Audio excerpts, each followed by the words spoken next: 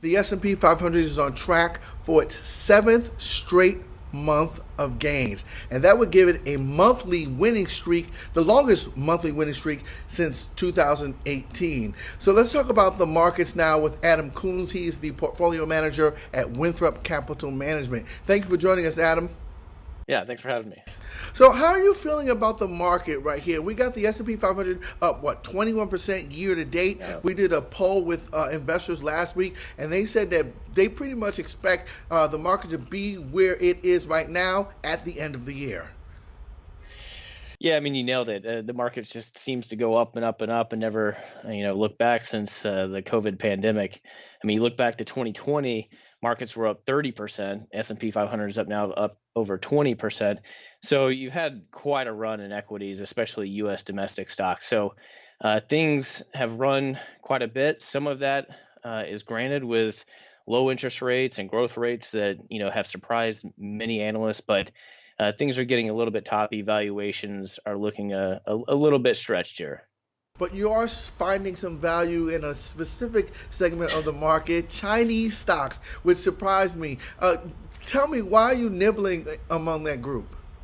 So, I mean, at the end of the day, while a lot of investors look at growth and growth and momentum absolutely matter, at the end of the day, valuation is what's going to matter most. And it may take a while for that to really play out. But when we look across the universe of stocks and just investments in general that we can put our money into, Chinese stocks over the summer have really shown increased value with the decline that they've witnessed with the Chinese regulations, some crackdowns that have kind of really put a bullseye on the growth projections of companies like Alibaba, Tencent, and Baidu. So when you look at Tencent, for instance, from its high is down 40% and is trading at 20 times next year's earnings, is really looking very attractive for a company that's growing at a faster pace than a company like Alphabet. So I was looking at these stocks today. Year to date, Tencent down 15%, Alibaba down 28%, Baidu down 28% too. Year to date, JD down 10.5%. There are some investors out there who would say, well, they're down this low for a reason, because you cannot really you cannot quantify the risk of the Chinese government stepping in, and you don't know what the price really should be. And I understand that, and catching a falling knife is, always an investor's worst nightmare. But what we're looking at is long term and big picture here. Is you've got to look at where is the global economy headed, and we believe that the economy is headed towards more of a dichotomy where you've got this U.S. based Western capitalists that we're all familiar with, and what we've thought is that eventually China would come around and pretty much operate in the same way that the U.S. does. Well, what we believe is they will not, and they're going to operate in their own way and compete directly against us. So we had U.S. companies that were clamoring to sell products into a growing China. Now what we're seeing is China is actually going to start to produce their own things, their own automobiles, their own cell phones, their own commercial airlines. So they're coming head on for the U.S., and they're doing it in a pretty effective way. So when we look big picture 10 years from now, and we look back, we're going to see that China really stepped up to be a global competitor. And while there might be some near-term volatility, we absolutely agree with that. Investors need to be aware of that and position their sizing accordingly. Long term, we think China has the best growth opportunities outside of the U.S. So, given that thesis, if this government-controlled capitalism is going to evolve to compete against what we know as capitalism, then what does that mean for your U.S. holdings? Do they stand a chance?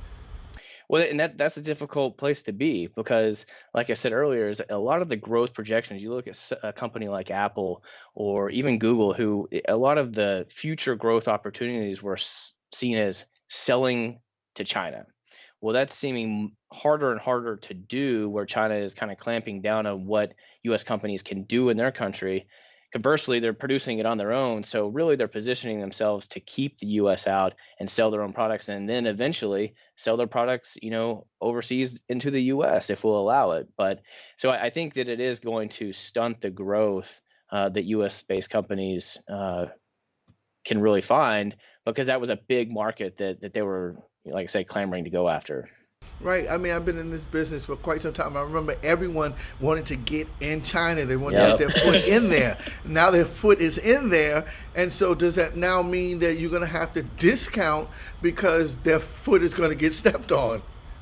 Yeah, I mean, like I said, you look at Tesla, for instance. I think one of the biggest thesis for Tesla was that they were going to sell their car in a massive quantity to the Chinese population, which was accelerating electric cars. Well, then what do you have? You've got the Chinese government backing NIO, and so while that is in its early stages and they're allowing Tesla into the country, you better believe that as NIO becomes more mature, that state-run government corporation is going to begin to position itself to push Tesla out when they can. So yeah, eventually, I think for a company like Tesla, that's probably the biggest downside, is that a lot of the growth was coming from China. So you got to watch out for companies where a lot of the big growth prospects and these massive valuations that don't really make a lot of sense usually came from the fact that, hey, they're just going to sell this massive amount of quantity of their product in China. Well, yes, you have to start to discount that and factor that into maybe a lower valuation.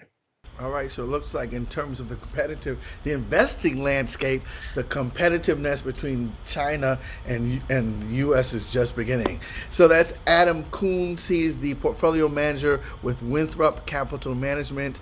I'm Conway G. Gittins, and this is Reuters.